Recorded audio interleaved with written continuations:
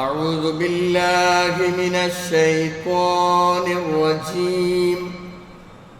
بسم الله الرحمن الرحيم. ألف لام ميم. غلبت الروم في أدنى الأرض وهم من بعد غلبهم سيغلبون في بضع سنين.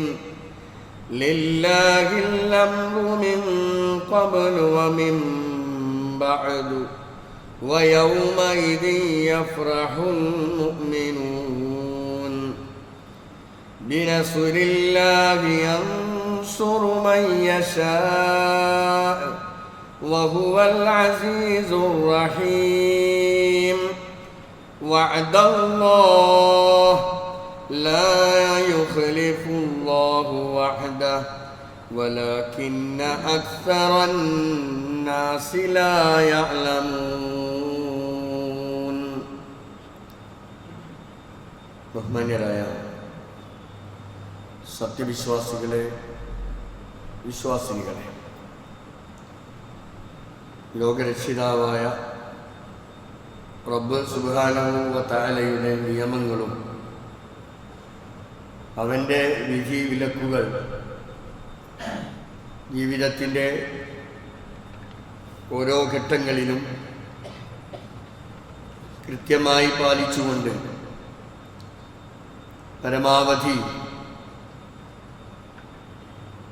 മുത്തഖികളായി മുഅ്മിനുകളായി ജീവിക്കണേ എന്ന് വസിയ്യത്ത് ചെയ്യുകയാണ്, ഉപദേശിക്കുകയാണ്.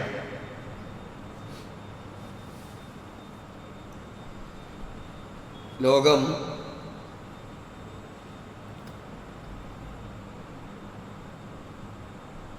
ഇസ്രായേലിനെ കുറിച്ചും ഫലസ്തീനിനെ കുറിച്ചും ഇപ്പോൾ ഇറാനും ഇതൊക്കെയാണ് ഇന്നത്തെ ചർച്ചാ വിഷയം. യുദ്ധങ്ങളുടെ അസ്വസ്ഥതകളിലാണ് എല്ലാവരും അകപ്പെട്ടിട്ടുള്ളത്. സർവനാശം വിതക്കുന്ന സയനിസ്റ്റ് ഭീകരത അഴിഞ്ഞാടിക്കൊണ്ടിരിക്കുന്ന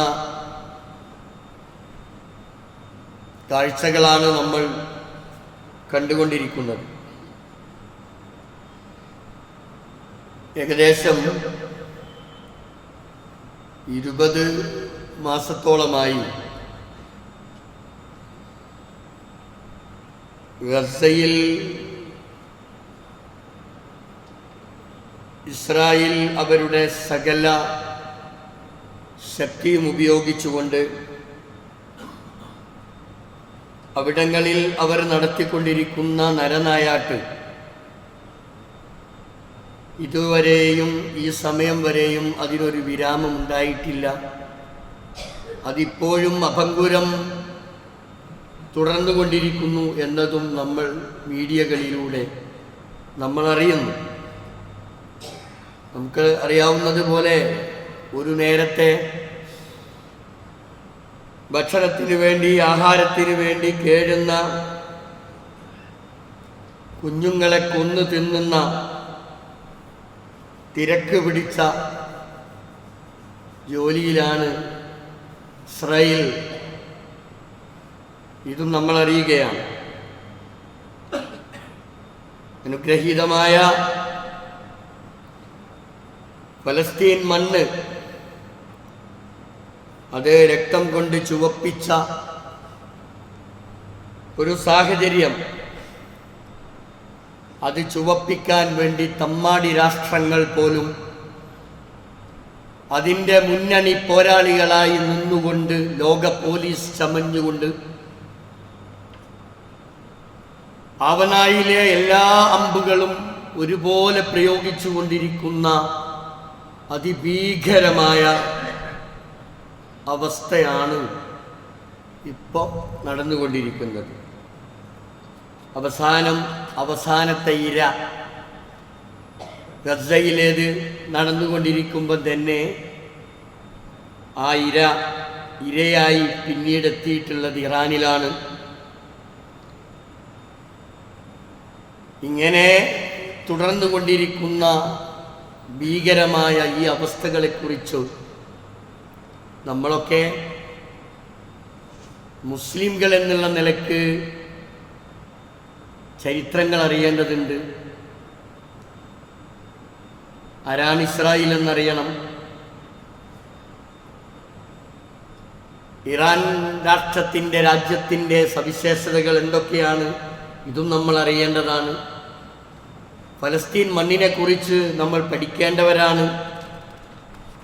നമ്മളിപ്പോൾ സന്തോഷകരമായി നമ്മുടെ നാട്ടിൽ നമ്മളിങ്ങനെ ജീവിക്കുകയാണ്. രാവിലെ പത്രം കാണുമ്പം അവിടെ തകർത്തു, ഇറാൻ മിസൈലുകൾ എയ്തുവിട്ടു, ഇസ്രായേലിന് അത് തടയാൻ കഴിഞ്ഞില്ല എന്നിങ്ങനെയൊക്കെയുള്ള ചില വാർത്തകൾ കേട്ട് അത് വായിച്ച് അങ്ങനെ അങ്ങ് പോവുക. നമ്മൾ ഈ യഥാർത്ഥത്തിൽ ഇസ്രായേലിയരെ സംബന്ധിച്ച് ആരാണ് ഇസ്രായേലിയർ? നമ്മൾ ഇന്നും ഇന്നലെയല്ല ഇസ്രായേലിയരെ കുറിച്ച് കേൾക്കാൻ തുടങ്ങിയത്. ആരാണ് ഇസ്രായേൽ? നമ്മളെല്ലാവരും അതറിഞ്ഞിരിക്കേണ്ടതല്ലേ? പരിശുദ്ധ ഖുർആനിൽ ഇസ്രായേൽ അല്ലെങ്കിൽ ബനു ഇസ്രായേൽ എന്നിങ്ങനെയുള്ള പ്രയോഗങ്ങൾ 43 തവണ പരിശുദ്ധ ഖുർആനിൽ പ്രയോഗിച്ചതായി നമുക്ക് കാണാൻ സാധിക്കും. ഈ ഇസ്രായേൽ എന്ന് പറയുന്ന ഈ പരമ്പര നമ്മളതിൻ്റെ ചരിത്രമാണ് പഠിക്കേണ്ടത്. അത് യഥാർത്ഥത്തിൽ ഇബ്രാഹിം അലൈഹിസ്സലാത്തു വസ്സലാമയുടെ ഒരു കുടുംബ പാരമ്പര്യമുള്ള ഒരു ടീമാണ് യഥാർത്ഥത്തിൽ അത് ഈ ഇസ്രായേലിയർ എന്ന് പറയുന്നത്. ഇബ്രാഹിം നബിയുടെ ഭാര്യ സാറയിൽ ജനിച്ച ഇസ്ഹാഖ് അലൈഹിസ്സലാത്തു വസ്സലാം, ആ ഇസ്ഹാഖ് അലൈഹിസ്സലാത്തു വസ്സലാമയുടെ മകൻ യാക്കൂബ് അലൈഹിസ്സലാത്തു വസ്സലാം. ഈ പരമ്പരയാണ് നമ്മൾ മനസ്സിലാക്കേണ്ടത്. ഇസ്ഹാഖ് അലൈഹിസ്സലാത്തു വസ്സലാമയുടെ മകൻ യാക്കൂബ് അലൈഹിസ്സലാത്തു വസ്സലാമക്ക് 12 മക്കൾ. അതിൽ നമുക്കാകെ കൂടി അറിയാവുന്നത് യൂസുഫ്, ഒന്നുകൂടി പോയാൽ ബിന്യാമിനെയും അറിയാം. കാരണം അത് കഥകളിലും പാട്ടുകളിലും ഒക്കെ നിറഞ്ഞു നിന്ന യൂസുഫ് നബിയുടെ ഒക്കെ ഉള്ള ആ കഥകളൊക്കെ കേട്ടിട്ട് നമുക്കാകെ കൂടി അറിയാവുന്ന യൂസുഫും ബിന്യാമിനും. അതുകൂടാതെ വേറെയും 10 മക്കൾ ഉൾപ്പെടെ 12 മക്കളാണ് യാക്കൂബ് നബി അലൈഹിസ്സലാത്തു വസ്സലാമക്കുള്ളത്. അതിൽ ഒരാളുടെ പേര് യഹൂദ് എന്നായിരുന്നു.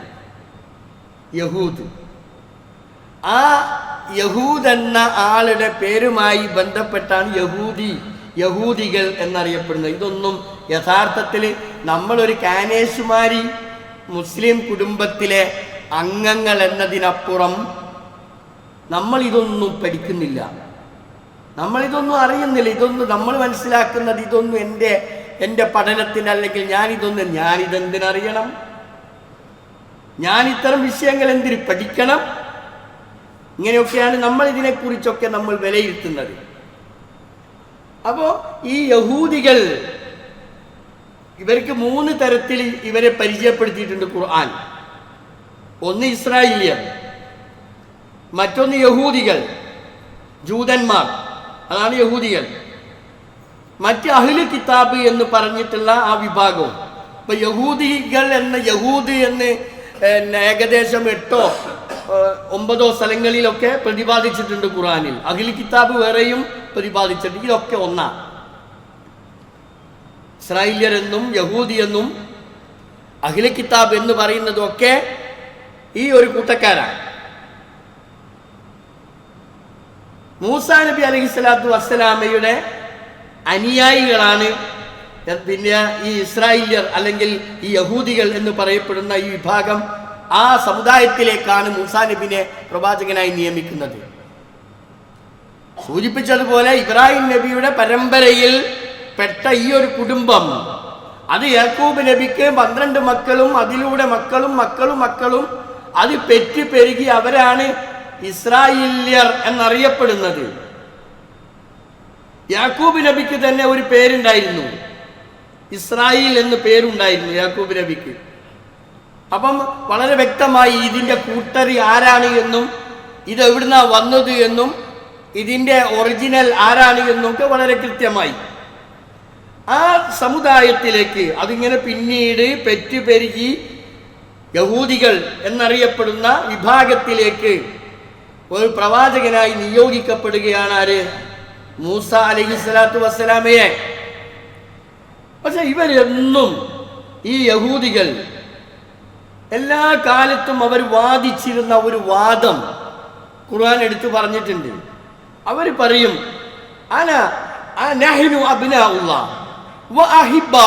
ഇത് അവരുടെ ഒരു വാദമായിരുന്നു.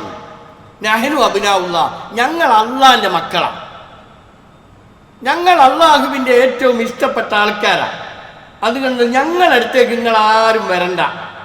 മാത്രല്ല ലൻ തമസ്സലന്നാറു ഇല്ല അയ്യാമ മഅദൂദ, ഇനി അഥവേ നരകത്തിലെങ്ങാനും ഞങ്ങൾ പോകേണ്ടി പോകൂല. അവരെ വാദാണേ പറയുന്നത്, നരകത്തിലേക്ക് ഞങ്ങൾ പോകൂല. ഇനി അഥവേ ഞങ്ങളെ നരകത്തിൽ അങ്ങ് ഇട്ടാൽ തന്നെ ഇല്ല അയ്യാമ മഅദൂദ, എണ്ണപ്പെട്ട ദിവസങ്ങൾ മാത്രമേ ഞങ്ങൾക്ക് നരകത്തിൽ കിടക്കേണ്ടി വരൂ. മനസ്സിലാക്കണം, ഈ കൂട്ടരാണ് ആര്? ഇസ്രായേലിയർ എന്ന പേരിൽ അറിയപ്പെടുന്ന സയനിസ്റ്റുകൾ എന്ന് നമ്മൾ ഇപ്പൊ പറയുന്ന, ഇസ്രായേൽ എന്ന് നമ്മൾ ഇപ്പൊ പറയുന്ന ആ കൂട്ടക്കാർ. പിന്നെ ഇവരുടെ ആദ്യം മുതലേ ഉള്ള ഇവരുടെ സ്വഭാവം എന്താണ് എന്നും ഖുർആൻ, ചരിത്രം, ഹദീസുകൾ ഇതൊക്കെ നമുക്ക് പഠിപ്പിച്ചു തരുന്നുണ്ട്. അവർ പച്ചയായി അവരുടെ ഒരു സ്വഭാവം എന്ന് പറഞ്ഞാൽ, അവര് ജനിക്കുന്നത് തന്നെ ഒരു യുദ്ധഭീതിയിൽ അല്ലെങ്കിൽ യുദ്ധത്തിനോട് അങ്ങേയറ്റം തൽപരരായ യുദ്ധക്കൊതിയന്മാരായിട്ടാണ് അവർ വളർന്നു വരുന്നത്. അതിന് ഭയങ്കര ആവേശം. നമ്മൾ ഇന്നത്തെ ചരിത്രം, ഇന്നത്തെ അവസ്ഥകൾ എടുത്ത് പരിശോധിച്ച് നോക്കിയാൽ അന്ന് ഖുർആൻ പരാമർശിച്ചതുമായി ബന്ധപ്പെടുത്തി നോക്കുമ്പോൾ ഇതെത്ര സത്യമാണ്. ഇതിങ്ങനെ പരമ്പര അവരിങ്ങനെ തുടർന്നുകൊണ്ടിരിക്കുകയാണല്ലോ. അത് ഒന്ന് കഴിഞ്ഞ് ഒന്ന്, ഒന്ന് കഴിഞ്ഞ് ഒന്ന്, ഒന്ന് കഴിഞ്ഞ് ഒന്ന്. പലരുടെയും പിന്തുണ ഇതിൻ്റെ പിന്നിലുണ്ടാകാം. ആ പിന്തുണകളൊക്കെ വെച്ചുകൊണ്ട് തന്നെ വെറുതെ യുദ്ധം ഉണ്ടാക്കുക. യുദ്ധക്കൊതിയന്മാർ എന്ന് ലോക ചരിത്രത്തിൽ രേഖപ്പെടുത്തി വെച്ചിട്ടുള്ള ഒരു വിഭാഗം ആളുകളാണ് ഈ യഹൂദികൾ, ഈ ജൂതന്മാർ, ഈ പറയപ്പെടുന്ന ഇസ്രായേൽ. ഈ വിഭാഗം അങ്ങനെയുള്ള ആൾക്കാരാണ്. ദുഷ്ടതയുടെ പര്യായം എന്ന് പറഞ്ഞാൽ അത് യഹൂദികളാണ്. അത്രമാത്രം ദുഷ്ടചിന്താഗതികളിൽ ഊട്ടപ്പെട്ട ഒരു വർഗമാണ് ഇവര് എന്ന് ചരിത്രം രേഖപ്പെടുത്തിയിട്ടുണ്ട്. മാത്രമല്ല ഖുർആനിൽ നമുക്ക് കാണാൻ സാധിക്കും, ഇവര്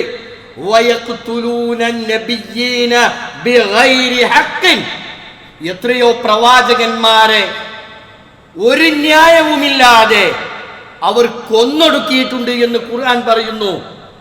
അപ്പൊ ഇവര് യുദ്ധവും പ്രശ്നവും ഇതവരുടെ ജീവിതത്തിന്റെ ഒരു ഭാഗമായിരുന്നു.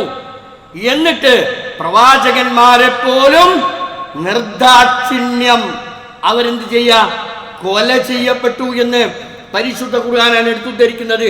അതിന്റെ ഇരകളായി സക്കരിയ അലൈഹിസ്സലാത്തു വസ്സലാം, യഹ്യ നബി അലൈഹിസ്സലാത്തു വസ്സലാം, ഇവരെയൊക്കെ അങ്ങനെ കൊല ചെയ്യപ്പെട്ടതാണ് എന്ന്.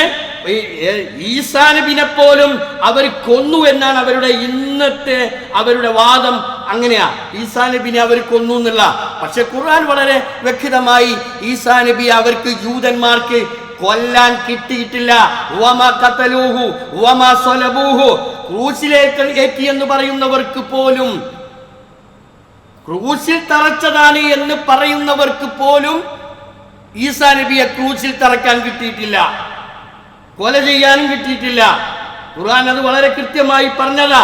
വലാകിൻ ശുബ്ബിഹ ലഹും, ഈസാ നബിയെ പോലെയുള്ള ഒരു രൂപസാദൃശ്യമുള്ള ഒരാളെ അങ്ങ് വെച്ചു കൊടുത്തു, അത് അല്ലാഹ് അങ്ങനെയാണ് അതിന് രൂപം നൽകി കൊടുത്തു എന്നല്ലാതെ ഈസാ നബിയാണെന്ന് വിചാരിച്ച് അവർ പിടിച്ചു കൊല ചെയ്തു എന്നോ അല്ലെങ്കിൽ അവർ ക്രൂശിൽ തറച്ചു എന്നോ ഒക്കെ വാദിക്കുന്നു എന്ന് മാത്രം. അല്ലാഹു ഇന്നി മുതവഫീക വറാഫിഉക ഇലയ്യ, ഖുർആൻ വളരെ പച്ചയായി ആ കാര്യം പരാമർശിച്ചിട്ടുണ്ട്. ഇന്നി മുതവഫീക വറാഫിഉക ഇലയ്യ, മരിപ്പിച്ചോ പരിപൂർണമായോ ഉയർത്തുകയോ അത് അള്ളാഹുവിന്റെ തീരുമാനം. എങ്ങനെയാണെങ്കിലും ശരി, അല്ലാഹു തആല ഈ പറയപ്പെടുന്ന ദുഷ്ടന്മാർക്ക് കൈവിട്ടു കൊടുത്തിട്ടില്ല എന്നത് ഖുർആൻ സാക്ഷിയാണ്. പറഞ്ഞു വരുന്നത് നമ്മൾ ആ യഹൂദികൾ, ഇസ്രായേൽ ആരാണ്, അവരുടെ സ്വഭാവം എന്താണ്, 1-ാം തീയതി മുതൽ അതിന്റെ ആദ്യകാലം മുതൽ തന്നെ ദുഷ്ട ചിന്താഗതിക്കാരും യുദ്ധക്കൊതിയന്മാരുമായിരുന്നു. അതിന്റെ തെളിവാണ് പ്രവാചകന്മാരെ പോലും അന്യായം ഒരു ന്യായവുമില്ലാതെ കൊലക്കിരയാക്കി എന്നത് ചരിത്ര വസ്തുതയാണ്. അത് യാഥാർത്ഥ്യമാണ്. പരിശുദ്ധ ഖുർആൻ വളരെ കൃത്യമായി അത് ബോധ്യപ്പെടുത്തിയിട്ടുണ്ട്. ഒരു കാര്യമില്ലാതെ അടുത്തടുത്തുള്ള പ്രദേശങ്ങൾ തമ്മിൽ, രാജ്യങ്ങൾ തമ്മിൽ ഇങ്ങനെ യുദ്ധം ഉണ്ടാക്കുക, അതിനെന്തെങ്കിലും ഹേതു, എന്തെങ്കിലും കാരണങ്ങൾ ഉണ്ടാക്കി പ്രശ്നമുണ്ടാക്കുക എന്നത് അവരുടെ ജീവിതത്തിന്റെ ഒരു ഭാഗമായിരുന്നു എന്ന് പരിശുദ്ധ ഖുർആൻ നമ്മൾക്ക് സാക്ഷ്യപ്പെടുത്തും. ഞാൻ സൂചിപ്പിച്ചു വന്നത് ഇതാണ് ഇസ്രായേൽ. നമ്മൾ അറിഞ്ഞു വെക്കേണ്ടതും നമ്മൾ മനസ്സിലാക്കേണ്ടതുമായ ഈ സയനിസ്റ്റുകളുടെ, ജൂതന്മാരുടെ ഒരു സ്വഭാവം ഇതാണ്. അത് യഥാർത്ഥത്തിൽ അതിന്നും അവരങ്ങനെ തന്നെ തുടർന്നുകൊണ്ടേയിരിക്കുകയാണ്. ഇനി ഇതിനോട് നമ്മൾ ചേർത്ത് വെക്കേണ്ട മറ്റൊരു സംഗതി, ജൂതന്മാരെ അല്ലെങ്കിൽ സയനിസ്റ്റുകളുടെ ഇന്നത്തെ നിലപാടുകൾ കുറേയൊക്കെ നമ്മൾ മനസ്സിലാക്കി കഴിഞ്ഞ സ്ഥിതിയിൽ പരിശുദ്ധ ഖുർആൻ ഒരധ്യായമുണ്ട്, സൂറത്തുർ റൂം. സൂറത്തുർ റൂം എന്ന പേരിൽ അറിയപ്പെടുന്ന റോം എന്ന് പറയുന്ന രാജ്യം, ആ പേരിട്ടുകൊണ്ട് അല്ലാഹു തആല ഒരു സൂറത്ത് തന്നെ, അധ്യായം തന്നെ അവതരിപ്പിച്ചു.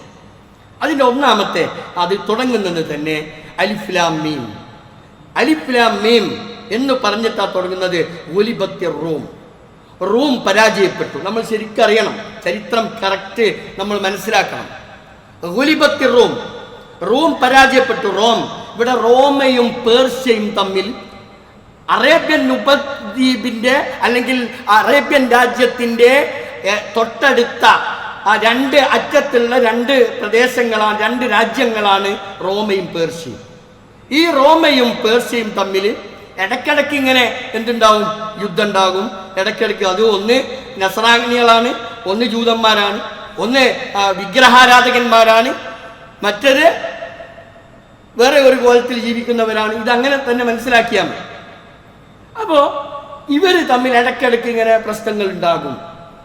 അവസാനം ഒരു ഏറ്റുമുട്ടൽ ഉണ്ടായപ്പം ഇവിടെ റോം പരാജയപ്പെടുകയാണ്. റോം പരാജയപ്പെടുന്നു, പേർഷ്യ വിജയിക്കുന്നു. അതാണ് പരിശുദ്ധ ഖുർആൻ പറയുന്നത്, ഗുലിബത്ത് റോം പരാജയപ്പെട്ടു. ഫീ അദിനൽ അർള് വഹും മിൻ ബഅദി ഗലബിഹിം സയഗ്ലിബൂൻ. ഖുർആൻ പറയാ, തൽക്കാലം റോമിന് ഒരു പരാജയം ഏറ്റിട്ടുണ്ട് ഈ സമീപ നാട്ടിൽ വെച്ച്. എന്നാൽ വഹും അവർ തന്നെ തൊട്ടടുത്ത് തന്നെ അവർ വമ്പിച്ച ഒരു വിജയം അവർ കൈവരിക്കുക തന്നെ ചെയ്യും.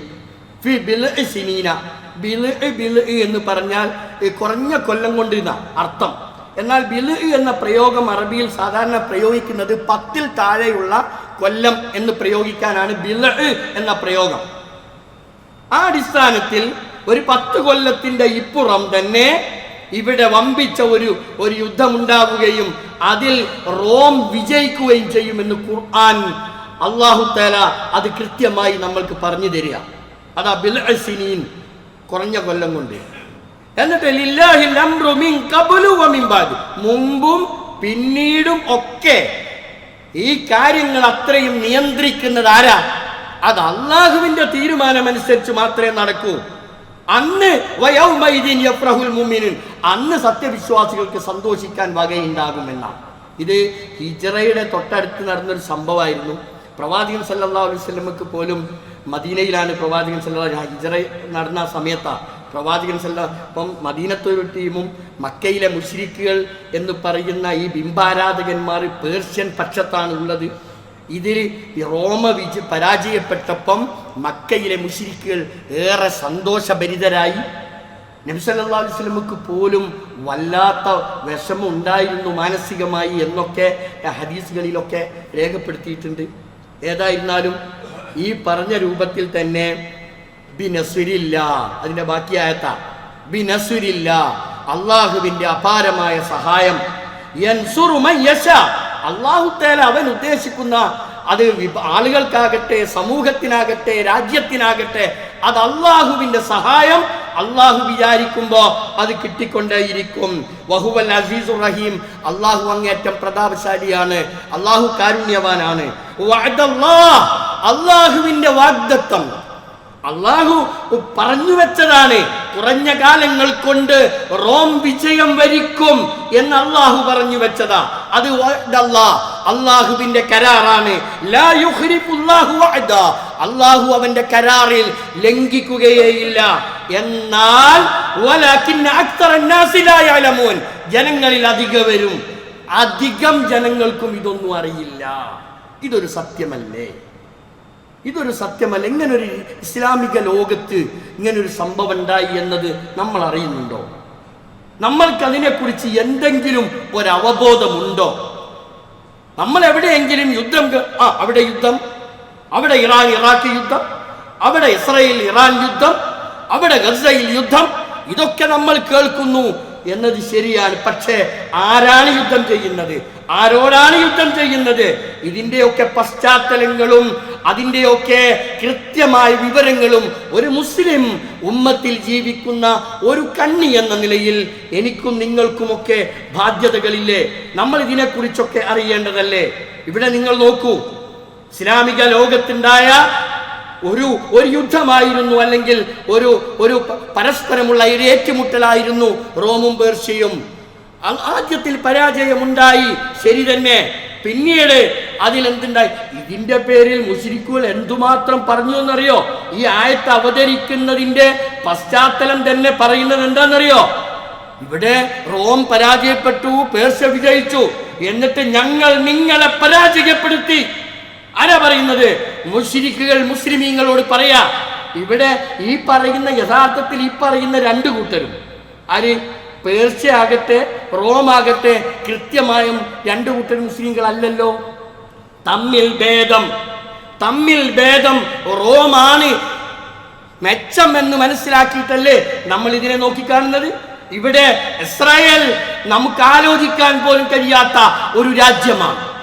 ഏത് കാലത്തും മുസ്ലിംകളെ കൊന്നൊടുക്കാനും പ്രവാചകന്മാരെ പോലും കൊന്നൊടുക്കിയ ഒരു വിഭാഗം എന്ന നിലയിൽ ഒരു ശതമാനം പോലും ഇസ്രായേലിനോട് നമുക്ക് ഇസ്ലാമിന് താല്പര്യമില്ല. അത് വിചാരിച്ച് ഇറാൻ ഒരു വിപ്ലവ ഒരു രാജ്യം എന്ന നിലയിൽ ഇറാനിനെ അങ്ങനെ തന്നെ വിഴുങ്ങണം എന്നതോ ഇസ്ലാമിന്റെ കാഴ്ചപ്പാടല്ല. വിശ്വാസപരമായി ഒരുപാട് അഭിപ്രായ വ്യത്യാസങ്ങൾ ഇറാനി വിഷയങ്ങളിൽ ഉണ്ട്. കാരണം ഷിയായിസത്തിന്റെ ഒരു രാജ്യം എന്ന നിലയിൽ അതിനങ്ങനെയാണ് നമ്മൾ നോക്കിക്കാണേണ്ടതും.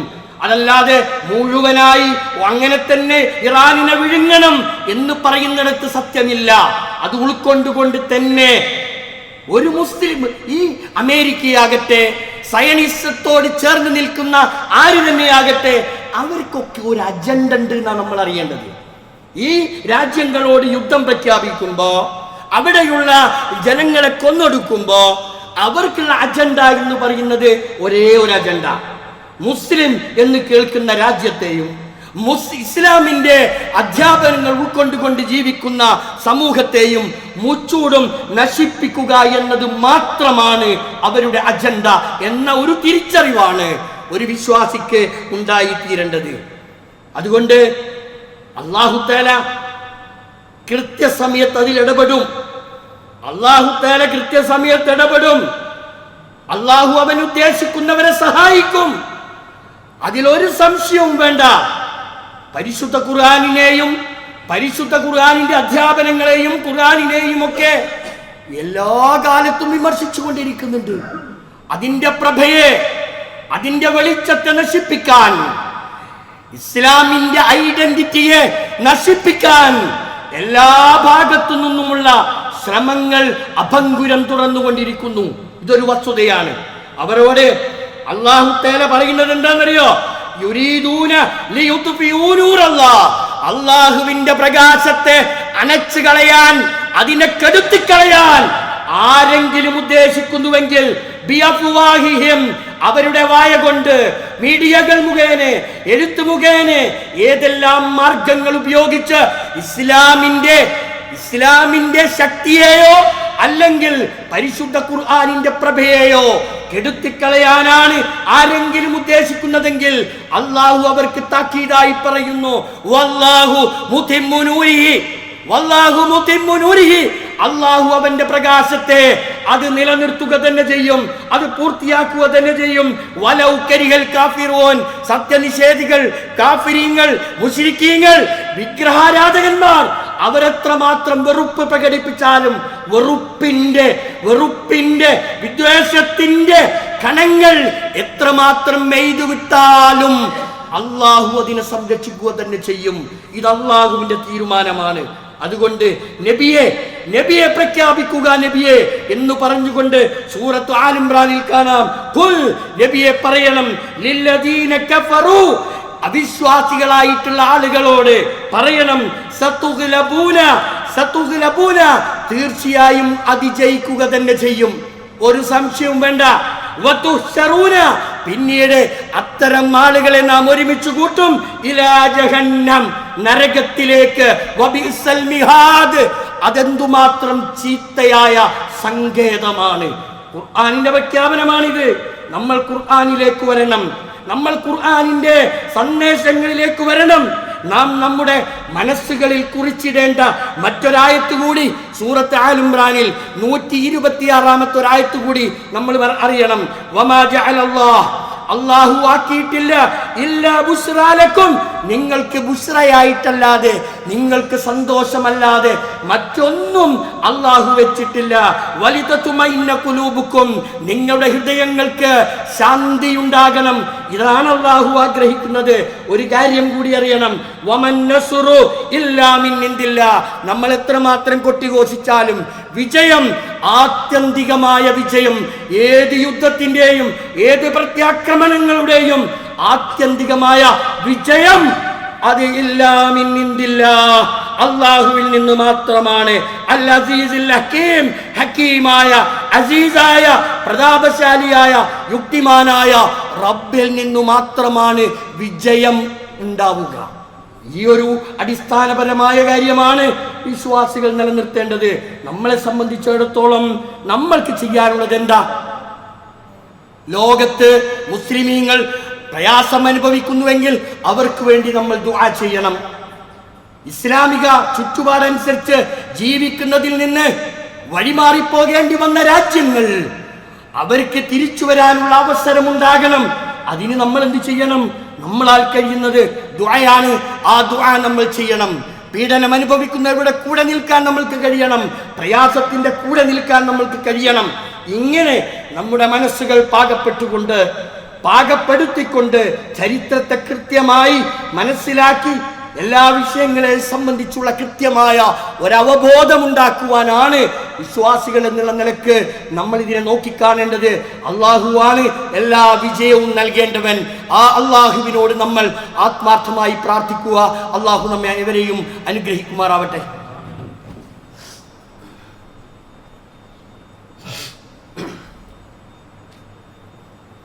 അൽഹംദുലില്ലാഹി റബ്ബിൽ ആലമീൻ والعاقبة للمتقين ولا عدوان إلا على الظالمين أصلي وأسلم على نبينا محمد وعلى آله وصحبه أجمعين اتقوا الله ثانيا بتقوى الله. പ്രിയപ്പെട്ട സഹോദരി സഹോദരന്മാരെ, അല്ലാഹുവിനെ സൂക്ഷിച്ച് തഖ്വയുള്ളവരായി ജീവിക്കണേ എന്ന് ഒരിക്കൽ കൂടി വസിയത്ത് ചെയ്യുകയാണ്, ഉപദേശിക്കുകയാണ്. പുതിയ അധ്യയന വർഷം ആരംഭിച്ചു കഴിഞ്ഞു. സ്കൂളുകൾ തുറന്ന് പ്രവർത്തിക്കുന്നു. അതേപോലെ തന്നെ മത പാഠശാലകളും തുറന്നു കഴിഞ്ഞു. SSLC പരീക്ഷ വിജയം നേടിയിട്ടുള്ള കുട്ടികൾ +2 +1 അപേക്ഷ കൊടുത്ത് അവിടെ ഏതെല്ലാം സ്ഥാപനങ്ങളിലാണോ അവർക്ക് കിട്ടിയിട്ടുള്ളത് അവിടെ പോയി അവർ പേര് രജിസ്റ്റർ ചെയ്തുകൊണ്ടിരിക്കുകയാണ്.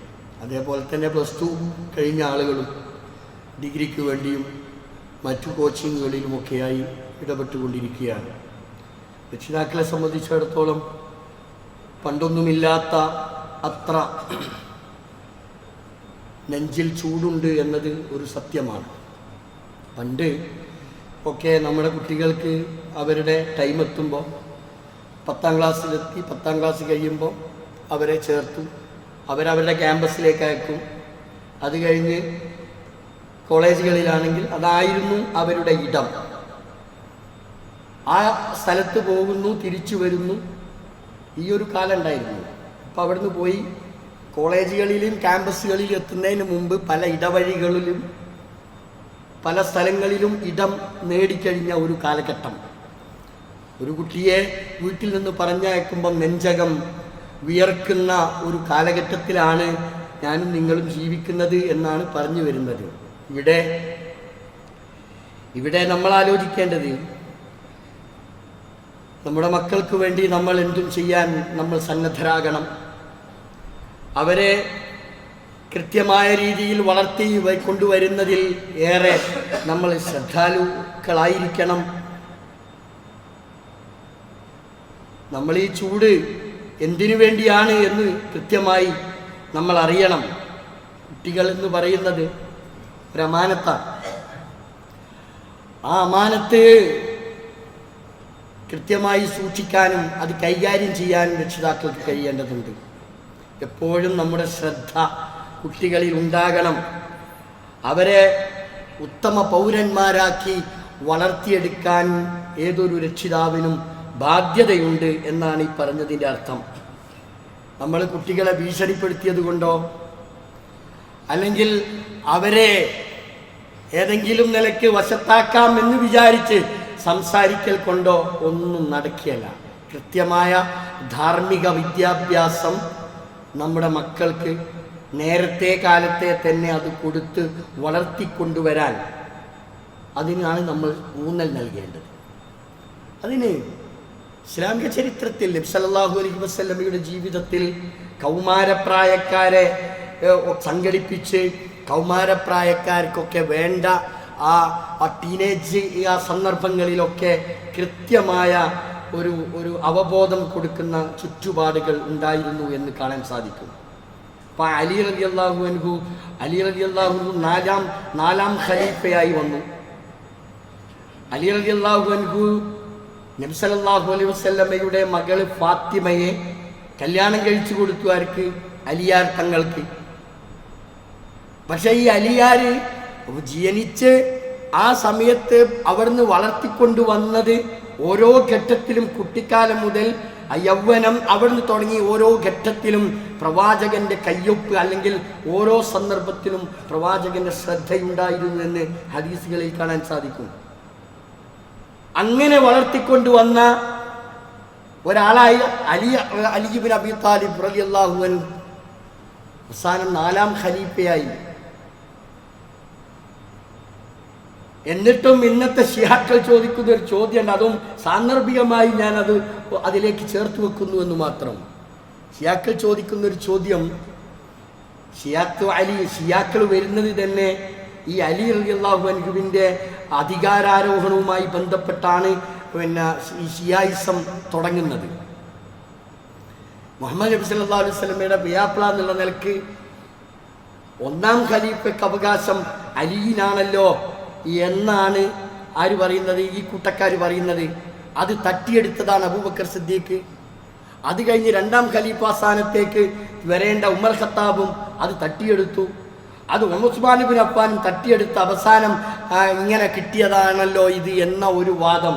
അവർ ചോദിക്കുന്നുണ്ട്, മുഹമ്മദ് റസൂലുള്ളാഹി ഇങ്ങനെയൊക്കെ വളർത്തിക്കൊണ്ടുവന്ന, എല്ലാം നൽകി വളർത്തി വളർത്തി വളർത്തി തർബീയത്തിലൂടെ വളർത്തിയെടുത്ത ഈ അലി എങ്ങനെ നാലാമനായി പോയി എന്ന ഒരു ചോദ്യമാണ് അവർ ഇന്നും ഉന്നയിച്ചു കൊണ്ടിരിക്കുന്നത്. ആ ചോദ്യത്തിന് ഒരേ ഒരു മറുപടിയേ ഉള്ളൂ.